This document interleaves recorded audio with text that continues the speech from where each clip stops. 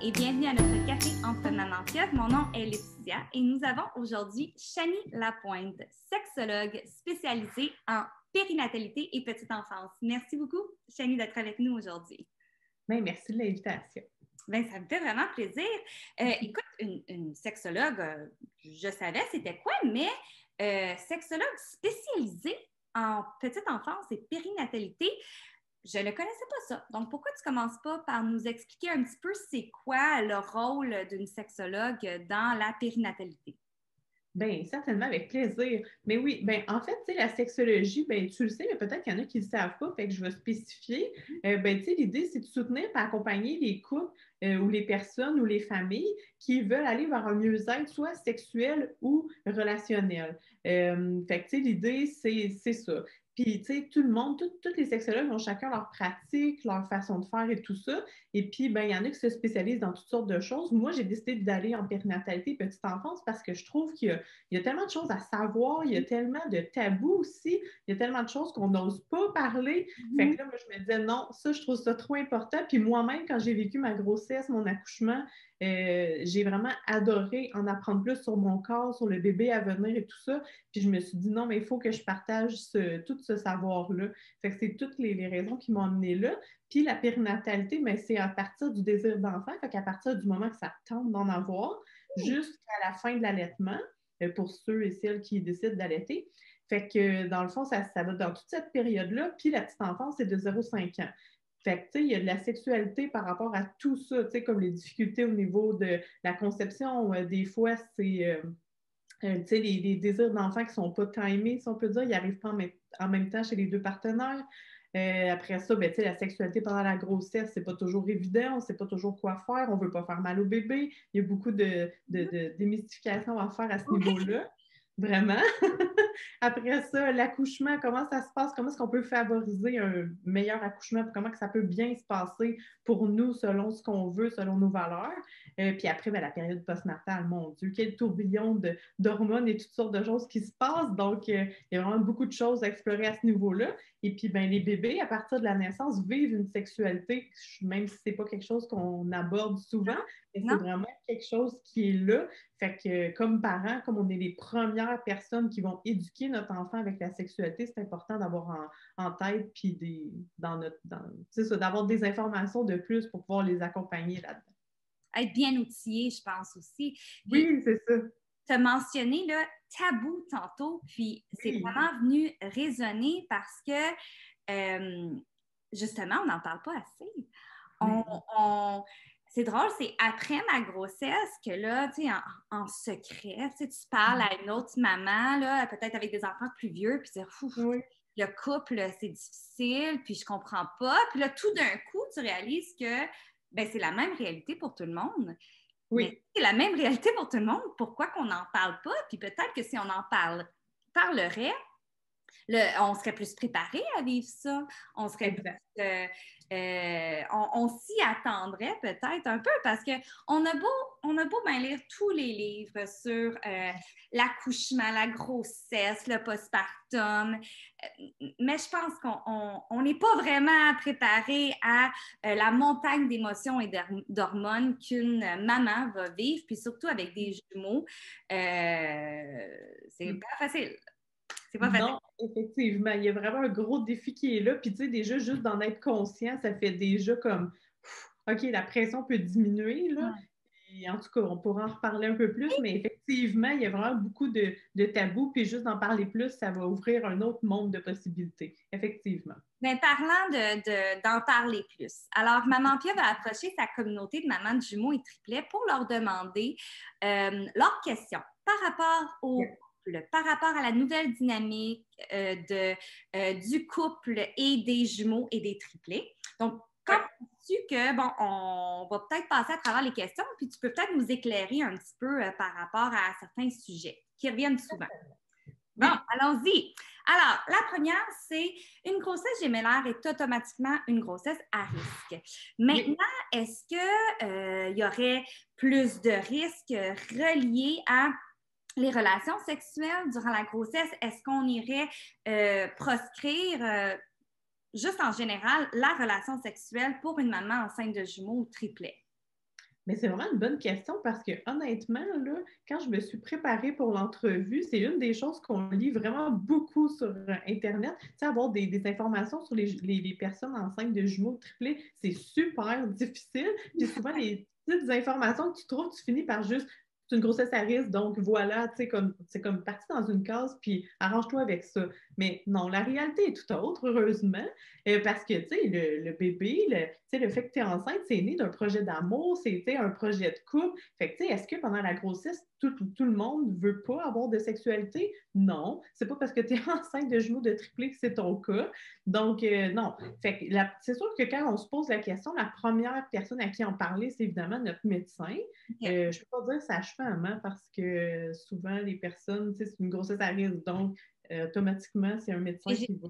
Oui, les gynécologues, oui. Les collègues qui vont vous suivre. Donc, c'est ça. Fait que la première question à poser, c'est au médecin. Bon, est-ce que, tu sais, oui, c'est à risque, mais est-ce que c'est mon cas? Puis là, après ça, ben, ça va être de voir aussi avec la personne. Parce que souvent, quand on parle de pas de relation sexuelle, souvent, ce que ça sous-entend, c'est pas de pénétration. Donc, tu sais, juste d'aller chercher la spécification, excusez, le détail avec votre médecin pour voir, OK, est-ce que ça comprend aussi l'orgasme ou non? Parce que dans certains cas, effectivement, même l'orgasme va être proscrit, dans le sens que peu importe enceinte ou pas, tu sais, ton utérus, ton vagin va faire des petites contractions. Fait que, oui, ça peut amener un certain déclenchement, en tout cas au niveau théorique. Au niveau pratique, je n'ai pas vu d'informations que c'est vraiment arrivé, mais pour tout, pour être sûr que ça ne se passe pas, les médecins peuvent aller jusque-là. Mais souvent, on parle vraiment juste de pénétration quand on parle de pas de relations sexuelles. Fait qu'il y a toutes sortes d'autres pratiques qui peuvent être disponibles pour vous. Fait que tout ce qui est relation orale, anale, puis les caresses, la masturbation au niveau du clitoris, tout ça est encore possible pour vous. Les facteurs qui vont faire que c'est sûr que vous n'aurez pas de possibilité d'avoir des relations sexuelles avec pénétration, il y en a 4 en fait. Quand ton placenta est trop bas, qu'on appelle le placenta prévia, il est trop bas dans l'utérus, donc tu es à risque de saignement, de décollement placentaire, d'hémorragie. Donc là, ça, c'est sûr, on oublie ça. Après, quand tu as une menace d'accouchement prématuré, hein, il y en a beaucoup chez les personnes qui attendent, c'est ça, qui ont des grossesses gémellaires. Ouais. Fait que le col peut être ouvert, trop court, ou déjà dilaté un peu. Fait que c'est ça qui fait que là, avoir une pénétration, ça se peut pas. Quand tu as déjà crevé la poche des os aussi, fait que comme quand tu es comme plus en mode, OK, alité, le moins de déplacement possible, évidemment qu'une pénétration, ça n'arrivera pas. Et finalement, l'hypertension artérielle, là non plus, c'est complètement déconseillé. Mais tu sais, si c'est votre cas, quand même, ça vaut la peine d'ouvrir la discussion avec votre médecin. Et puis aussi, tu sais, quand vous allez le voir, là, parce qu'on s'entend avoir des rendez-vous, on n'en a pas tout de suite, là. En tout cas, ils ne sont pas si rapprochés au début. Fait que, même si ce n'est pas quelque chose que vous avez en tête, ce n'est pas quelque chose qui vous tente à ce moment-là, quand même, abordez la question si vous en êtes à l'aise, parce qu'après ça, si entre deux rendez-vous, c'est quelque chose qui vous tente, mais là, vous êtes un peu bloqué parce que psychologiquement, vous ne savez pas trop si vous pouvez ou pas, ben, ça serait quand même dommage parce qu'ils sont quand même difficiles à rejoindre, nos médecins. Mais c'est intéressant d'en parler à notre médecin quand on le voit. Là. Même le premier rendez-vous pour peut-être une idée future, comme tu as mentionné. Bien, tout à fait. Puis, tu sais, si le médecin vous donne une réponse qui ne vous convient pas ou, tu sais, qui fait juste vous classer tout de suite dans les grossesses à risque, tu sais, faites juste poser plus de questions pour voir c'est quoi qui fait que, OK, là, tu me dis que je peux pas. Pourquoi? Tu sais, il se passe rien présentement. Fait que, tu sais, n'hésitez pas aussi à creuser un peu plus si vous ne comprenez pas ou si vous voulez avoir plus d'infos. Vraiment. OK. Allons à la deuxième question qui est comment est-ce que les hormones peuvent jouer sur la libido post-accouchement? Puis, tu sais, jouer sur les hormones, là. Donc, quand la libido est basse ou qu'il n'y a pas grand-chose qui se passe, y a-t-il une façon naturellement de aller retrouver cette envie-là d'être proche avec notre partenaire? Puis, aussi dans les hauts, hein? Parce que je pense que c'est très montagneux, là, si je peux utiliser cette expression-là, post-accouchement, là, puis on ne sait pas trop qu'est-ce qui se passe. Puis encore là, aussi, c'est tabou. Oui, Ah oui, vraiment. Oui, oui. Puis, tu sais, on a toujours l'impression que les autres, ça se passe mieux ou que, tu sais, eux autres, ça va bien. OK, peut-être que c'est ça que ça a l'air, mais peut-être que toi aussi, c'est ça que tu projettes, puis les gens se disent que ça va bien. Mais non, effectivement, c'est quelque chose qui se passe chez tous les couples. Que, tu sais, la libido, je veux dire, est vraiment pas la même avant l'accouchement, après. Tu sais, puis en plus, quand on est parent de jumeaux, de triplés, tu sais, la fatigue est là. Puis, tu sais, oui, il y a les hormones aussi qui jouent parce que tu en sécrètes plus, tu sais, ton corps en sécrète plus que dans une grossesse unique. Donc, tu sais, c'est sûr qu'après ça, quand il y a le shutdown après l'accouchement, après la délivrance du placenta, c'est la progestérone puis l'estrogène qui chutent drastiquement à partir de ce moment-là. Tu as l'augmentation de la prolactine puis de l'ocytocine pour stimuler l'allaitement, la montée de lait. Puis, tu sais, pour aider aussi au niveau de l'attachement avec le bébé. Fait que, tu sais, tout ce beau cocktail-là fait qu'effectivement, la libido diminue de façon assez intense, là. Puis, en fait, la prolactine, c'est complètement inverse au désir sexuel, là. Tu sais, je veux dire, ça... Fait que c'est très normal. Fait que, tu sais, que tu choisis ou pas d'allaiter, au début, c'est toutes des choses que ton corps va quand même produire. Puis après, ben, tu sais, c'est sûr que si c'est pas ton choix, ça va, ça va revenir un peu plus à la normale rapidement. C'est sûr que le désir de lui-même, en général, ça va revenir souvent quand tu reprends tes règles. Parce que là, il y a comme une espèce de retour à la normale de tes hormones, si tu veux. Et là, quand on parle de reprendre, là, tu as parlé d'allaitement. Oui. Les règles, veux pas, quelqu'un qui allaite, surtout qui allaite beaucoup, le retour de règles se fait pas automatiquement, là. Donc, Non, ça peut prendre des mois. c'est long. Oui, c'est ça, ça peut prendre vraiment beaucoup de temps. Ça peut prendre des mois, effectivement. Fait que, tu sais, de façon biologique, c'est quand même très long. Puis, tu sais, c'est ça. Fait que c'est, en ayant ça en tête, c'est juste d'avoir des attentes réalistes aussi, de se dire, OK, bien, ça se peut que ça prenne du temps et c'est complètement commun, c'est vraiment normal que ça prenne du temps parce que ton corps n'est pas là. Tu sais, surtout les 3 premiers mois, là, tu es en mode découverte. Bien, tu es en mode de un. Ben, c'est pas le mot que j'aurais utilisé. Moi, je pensais à survie. Oui, c'est ça, mais tu sais, tu découvres tes bébés Ouais, puis tu te ouais. remets de ton accouchement, cette découverte. Je me suis coupée en disant oui, en premier, tu te remets de l'accouchement, mais tu es aussi en mode découverte de tes bébés. Fait que tu sais, effectivement, il y a comme une espèce de laps de temps que là où la partenaire prend un peu moins d'importance puis un peu moins de place dans notre tête, dans notre cœur même, des fois, là, ça va vraiment arriver. J'ai déjà des gens qui m'ont dit ah, mais tu sais, c'est pas que je l'aime plus, mon chum ou ma blonde, mais c'est comme on dirait que j'ai trop d'amour pour mon enfant, pour mes enfants. Fait que c'est comme s'il existe ou l'autre personne n'existe plus pendant un certain temps. Fait que c'est vraiment quelque chose qui arrive. Mais après, comment est-ce qu'on peut aider? Bien, tu sais, c'est sûr qu'au niveau des hormones, ce qui aide, tu sais, j'ai parlé de cytocine, ça fait partie de l'hormone de l'allaitement, c'est l'hormone de l'attachement, l'hormone de l'amour. Fait que, tu sais, oui, ça peut être dirigé vers nos bébés, mais ça peut aussi être dirigé vers notre partenaire. Fait que, tu sais, comment est-ce qu'on peut la faire venir, si tu veux, la faire sécréter par notre corps. L'ocytocine, c'est en créant une espèce de petit, c'est toutes sortes de tout petites choses, là. De garder des contacts, de garder des touchés, des lumières tamisées, de l'intimité, un sentiment de sécurité, de la chaleur. C'est ça qui fait que l'ocytocine va être en très grande quantité.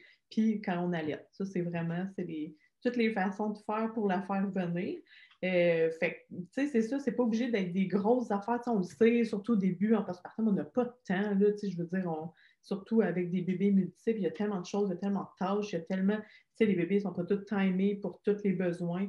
Donc, c'est ça, c'est des toutes petites choses à se mettre, là, tu sais, de s'envoyer des, tu sais, comment ça va, tu sais, des je t'aime, je te trouve belle, tu sais, des petits touchés quand tu passes en arrière, un petit bec. Ah, Hein? ouais. Non, j'allais dire, je te trouve belle. Et là, je m'imagine dans les premiers 3 mois. Mais oui, mais je comprends exactement qu'est-ce que tu Oui, veux dire. Oui, oui.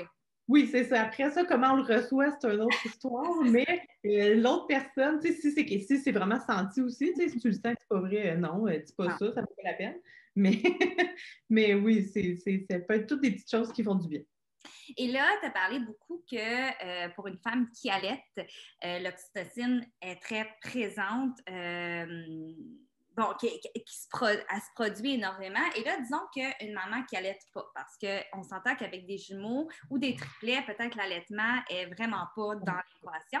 Est-ce que Oui. elle, sa libido reviendrait plus normalement, plus rapidement ou...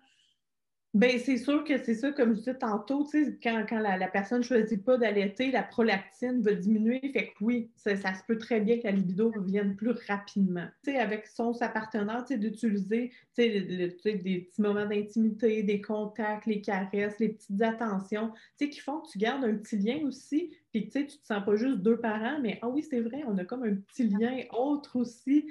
Puis oui, c'est ça, de couple, puis que, tu sais, après ça, quand à la fin de la journée, tu sais, ou un moment donné dans la journée, si tu te ramasses les deux dans le lit, puis qu'il y en a un des deux qui a le goût de se coller, mais tu sais, c'est pas juste dit, ah ben tiens, passe-moi le sel, ou peux-tu aller changer la couche? Fait que, tu sais, ça amène aussi à une espèce de petit désir de passer du temps avec l'autre personne aussi. Ah, c'est bon. C'est bon. Puis là, on passe à la prochaine question qui est une bonne question parce que moi aussi, j'ai eu ce sentiment-là j'ai peur de refaire l'amour après l'accouchement. Donc, la peur de comme de est-ce que ça va faire mal? Tu sais, s'il y en a qui ont eu des déchirures ou qui ont eu des épisiotomies, ça se peut aussi que cette peur-là est comme fondée un petit peu. Là. Donc, qu'est-ce qu'on fait avec ça? Comment qu'on approche ça? En tant qu'adulte, en tant que couple, c'est quand même une peur fondée. Ah oui, tout à fait. C'est une peur vraiment légitime. Puis peu importe le nombre d'enfants que tu as accouché, je pense que c'est quelque chose qui est comme une préoccupation très présente chez toutes les personnes qui ont passé par là. Vraiment, c'est un motif de consultation assez fréquent. Wow. Fait après, comment faire? Ben, tu sais, premièrement, des fois, tu sais, ce qu'on s'imagine est pire que la réalité. Fait que ça peut juste être intéressant de se dire, OK, tu sais, des fois, c'est la cicatrice de la césarienne aussi qui fait peur. Puis là, tu te dis, oh, ouais, comment ça va se passer? Je peux-tu bouger comme ça? Sinon, comme tu dis, tu sais, peut-être les points de suture ou, tu sais, suite à l'épisiotomie ou une déchirure. Fait que, tu sais, c'est vraiment de prendre un miroir. Tu sais, ça peut avoir l'air fou, mais, tu sais, juste prendre un miroir puis de dire, OK, ça a l'air de ça. OK, mais c'est pas si pire. Ou OK, je ne m'attendais pas à ça. Ouais. Ou aussi, je ne sais pas, mais aussi tu peux demander à toi ou ta partenaire de faire Hey, peux-tu regarder puis juste me décrire? Tu sais, des fois, ça peut être aussi une première étape. Tu sais, de OK, j'ai pas le contact direct, mais j'ai quand même une idée. Puis après ça, tu peux regarder toi-même. Tu peux toucher aussi, tu sais, pour voir à quoi t'attendre, tu sais, parce que juste la vulve aussi, il y a eu tellement de pression, tu sais, au niveau de la poussée, tu sais, si les bébés ont sorti de façon vaginale. Fait que, il y a vraiment beaucoup de pression. Fait que juste ça aussi, ça peut faire que ça peut modifier la forme de ta vulve. Fait que tu peux juste aussi faire comme OK, je vais aller voir à quoi ça ressemble, je vais toucher, juste pour me rassurer. Puis après, ben c'est sûr que c'est important aussi d'attendre d'être prête. De se dire OK, là, j'ai envie. Bon, puis là, des fois, comme tu disais tantôt, ben, il y en a, ça peut prendre du temps, puis tout ça, mais des fois, l'envie, elle ne vient pas de nous, mais l'autre aussi peut nous donner envie. Puis c'est pas en disant, hey, là, ça fait 5 mois, qu'est-ce qui se passe, quand est-ce que ça va arriver? C'est pas comme ça que ça va arriver, évidemment, ça, on se fait juste plus de pression. Puis ça, c'est complètement l'ennemi de l'excitation puis du désir, on va se le dire, c'est sûr. Fait que, c'est ça, c'est vraiment de se sentir à l'aise avec soi-même, avec l'autre. Puis quand tu es rendu prête, mais que tu as encore quand même une crainte qui est complètement légitime, bien, c'est de se dire comment est-ce que je peux faire pour que ça se passe mieux. Bien, déjà, de un, tu peux parler avec ton ou ta partenaire de parler de consentement. Hein, parce que des fois, ça peut être difficile de juste faire non, ça ne me tente pas. Tandis que si l'autre t'ouvre la porte en disant hey, tu sais, puis là, tu commences un massage, puis tout ça, puis là, l'autre est excité, puis là, il va te dire ah, mais gars, là, j'aurais le goût d'une pénétration, ça te tente dessus. Déjà, tu as une porte, tu peux dire oui ou non. C'est moins compliqué de juste faire non, ça ne me tente pas.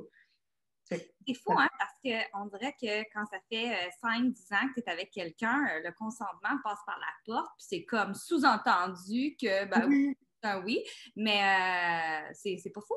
C'est pas fou, surtout que tu es mis dans une situation où est-ce que c'est la première fois. C'est comme si c'est la première fois depuis l'accouchement. On s'en avait parlé au téléphone, l'accouchement a pu être un accouchement de rêve, comme a vraiment, vraiment pas se dérouler comme tu pensais, puis ça peut faire peur. Donc, il peut avoir comme des sentiments par rapport à cette région-là qui était pas là après bébé. Donc, clairement, j'avoue que le consentement, c'est pas fou. C'est pas fou.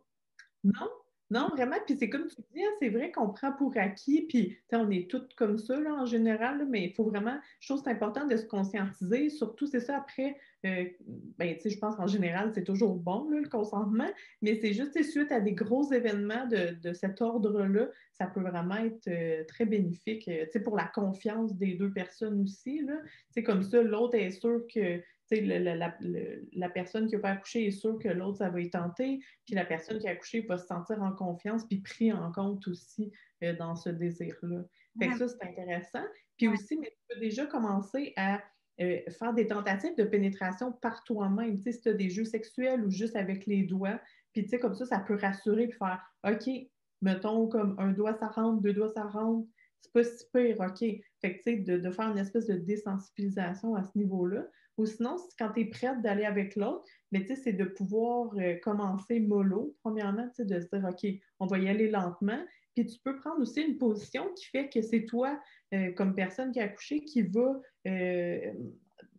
contrôler la vitesse, la profondeur, puis la façon que la pénétration va se faire. Fait que, après ça, tu reprends confiance, puis quand tu es à l'aise, puis quand ça se passe bien, tu peux dire OK, c'est bon, on peut y aller. T'sais.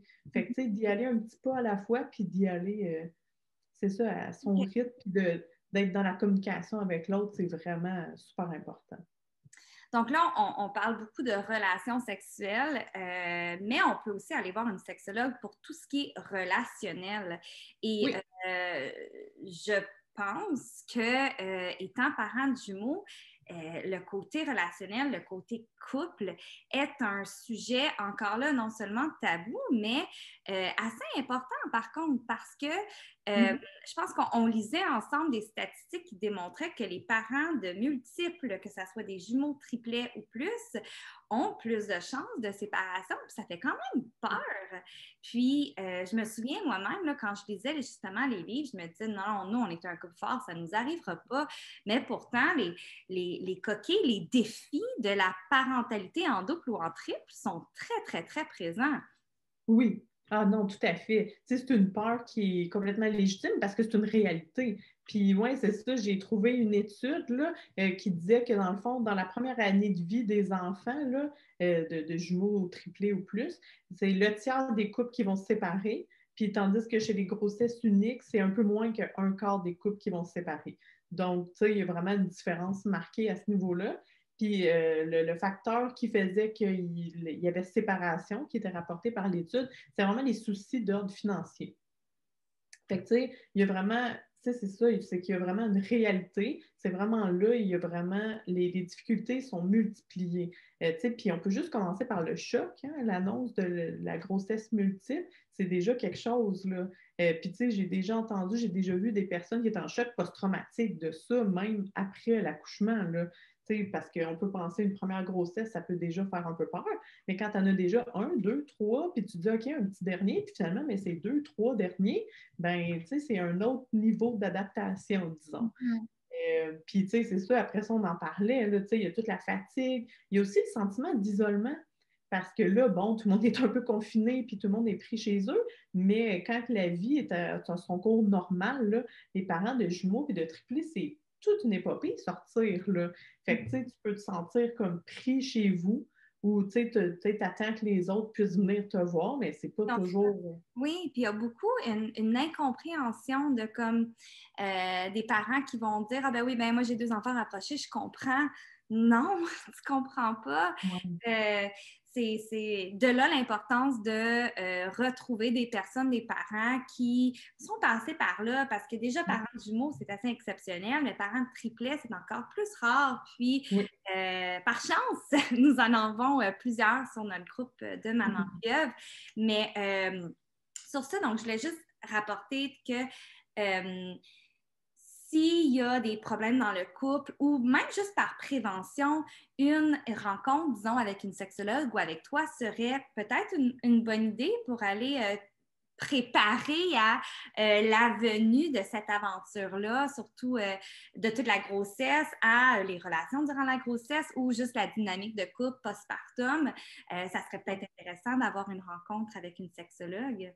Bien, tout à fait. Puis, tu sais, on sait aussi qu'il y a de plus en plus de jumeaux puis de triplés parce qu'il y a de plus en plus de personnes qui font affaire avec les cliniques de fertilité. Fait que c'est ça qui va faire une super ovulation, Mhm. entre autres. Fait que, tu sais, ça, juste de passer par ce processus-là peut amener une très grosse charge émotive, puis ça peut être très difficile pour le couple de passer à travers ce processus-là, même si après ça, avec la grossesse, on est comme super content, puis ça arrive, puis yé, mais ça peut laisser des marques vraiment sur le couple. Fait que ça peut être une très bonne raison de consulter. Aussi, ben, on en parlait tantôt, les difficultés de communication, c'est pas toujours évident. Puis, tu sais, ça arrive pas nécessairement avec les bébés, hein. Ça peut être quelque chose qui est présent déjà dans le couple. C'est une difficulté qui est quand même assez commune chez pas mal de couples. Fait que, tu sais, déjà, ça peut être quelque chose à bien, si tu veux pas évaluer, mais à bien jaser et à voir c'est quoi les possibilités, les solutions en lien avec ça.